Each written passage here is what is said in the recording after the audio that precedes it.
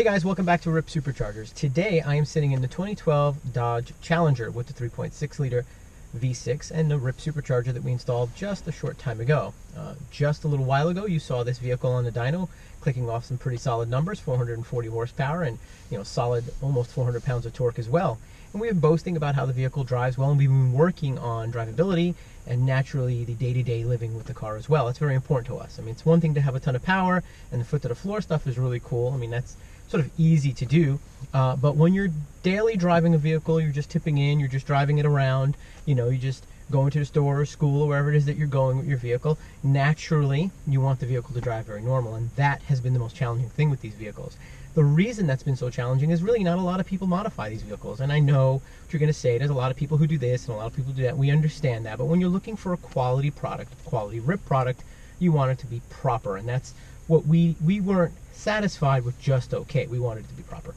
So that time that we spent with this vehicle, which nearly goes on to 10 months now, as a whole program, really sort of correlates with our Jeep program. We have sold thousands, literally nearly 7,000 kits worldwide. You don't sell that many kits unless it's good. It needs to be good off-road, it needs to be good on the dyno, and it needs to be really, really good day-to-day. And that's one of the things we wanted to do here. So we're sitting in this vehicle. I'm going to start it up, basically demonstrate that the vehicle doesn't do anything strange. This is a cold car right now, very lukewarm in terms of vehicle. It's a cold day outside. You can see some snow behind me. It's winter, 32 degrees outside, so there's no cold start issue we've been working on. And we're just going to tootle around town. I'll talk about it. You guys can watch it. So go. Pulling out of a spot. No weird idle. Things didn't change. Tipping in. Didn't lunge. These things are very, very important. We've been in kits from competitors that do that stuff, and it's really annoying when you're driving somebody you care about, or maybe somebody who gets car sick, when a vehicle is like over driving your throttle input, or just unexpected. It could be dangerous in an intersection, things like that, when you're coming out to pull out in front of traffic. This is just tipped in stuff right here, basically just driving it. Shifts don't have an issue, it's not hanging. I don't have to force the shift, I don't have to manually drive the vehicle. Basically, it will go into econ mode and get really good gas mileage on its own as well. There's not much to expect from a vehicle at these speeds. It's 40 mile an hour around town kind of stuff.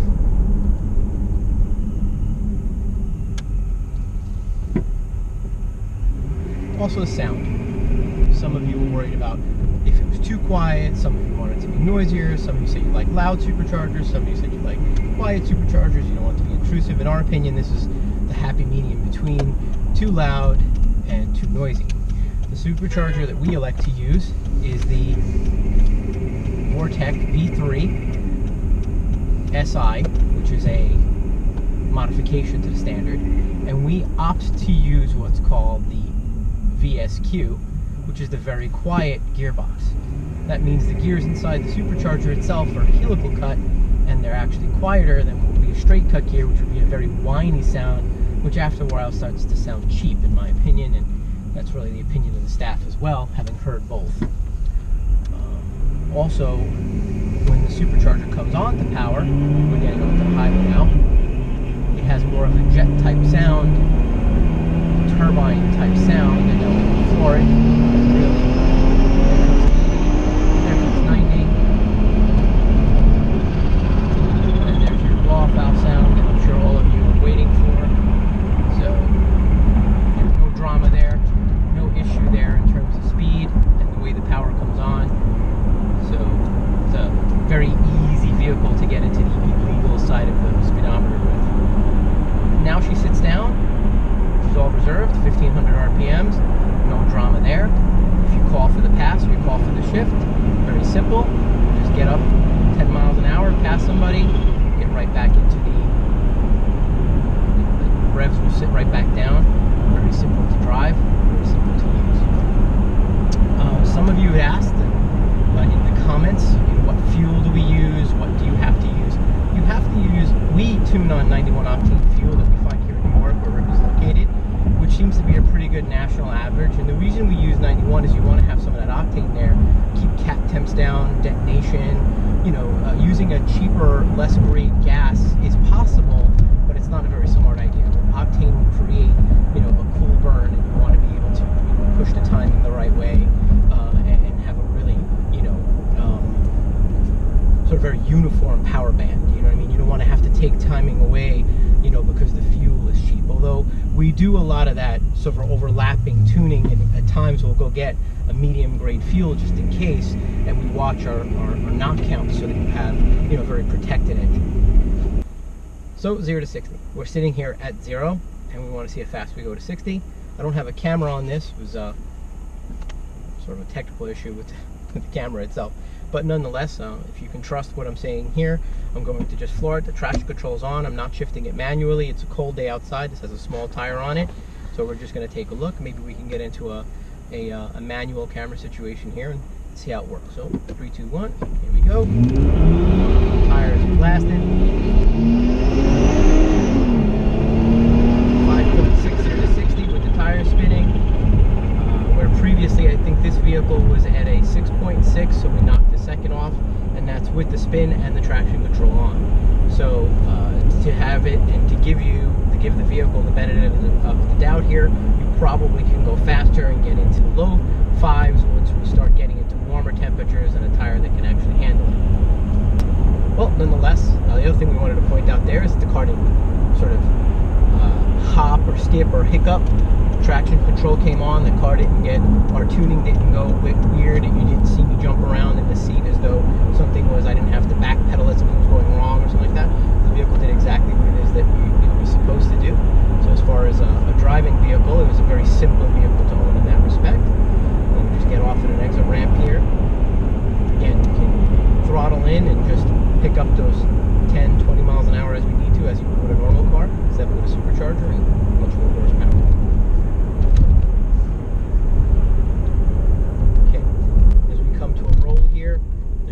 Downshifts normally. You don't hear any lunging, you don't hear any oscillations, no hops. You know, as you step on the gas just a teeny little bit, the engine holds, you know, the gears properly, holds the right gear as well in terms of RPM, so that as you're accelerating, you don't have to hunt for it. If I call for power, she'll downshift properly. I can roll off the gas, and she'll upshift normally as well. So again, all these little finite things were very important to us. They needed to be, it's crucial that the vehicle drove better than stock and felt as though you had a sport button pressed, and then when you rolled off the gas, the vehicle also went down into the economy mode, which is still actually something that's triggered, which we fought the most. So quality of the drive is better than stock because you have more power, but it's also as though it came with the vehicle. That's very important to us. We want the vehicle to feel as though this was an option right from the dealer, and all we did was light it up a little bit. Okay, so in closing, essentially, you know, we basically read through all your comments. We really do appreciate that, and you voiced some of your concerns in terms of the kit and how it affects the vehicle on a day-to-day basis. So that's basically it. If you have any other questions that we can answer, you know, please don't hesitate to ask, and we'll gladly go through it for you and answer them to the best of our ability. And we appreciate you guys, you know, pushing us to build a better product and being